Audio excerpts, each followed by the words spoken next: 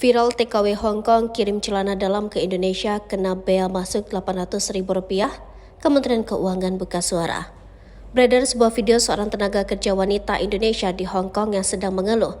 Diketahui TKW itu bernama Yuni yang mengeluh lantaran celana dalam seharga sekitar Rp140.000 yang ia kirim ke Indonesia dikenakan bea masuk dan pajak sebesar Rp800.000. Curhatannya tersebut pun viral di media sosial. Yuni merasa heran dengan tarif bea masuk dan pajak tersebut. Pasalnya Yuni mengirim barang serupa ke Jakarta dan hanya dikenakan tarif bea masuk dan pajak sebesar Rp40.000. Sama-sama ngirim, yang satunya ke Banyuwangi, yang satunya ke Jakarta.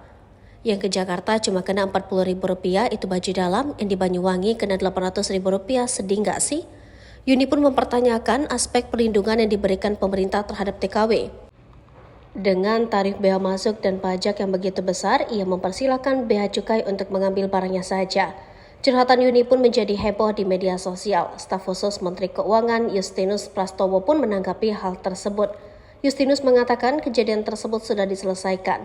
Ia menyebut Bea Cukai Juanda dan PT Pos Indonesia telah berkomunikasi dengan Yuni dan penerima barang. Tak hanya itu, Justinus mengatakan tingginya tarif bea masuk dan pajak atas celana dalam kiriman Yuni karena kesalahan input data pabean. Di dokumen pengiriman barang, harga dan celana dalam ditulis dengan dolar dan tidak merinci dolar apa yang dimaksud. Setelah kejadian tersebut, Bea Cukai meminta kepada pengirim barang dari luar negeri untuk menulis keterangan mata uang secara spesifik agar tidak ada kesalahan pengenaan tarif.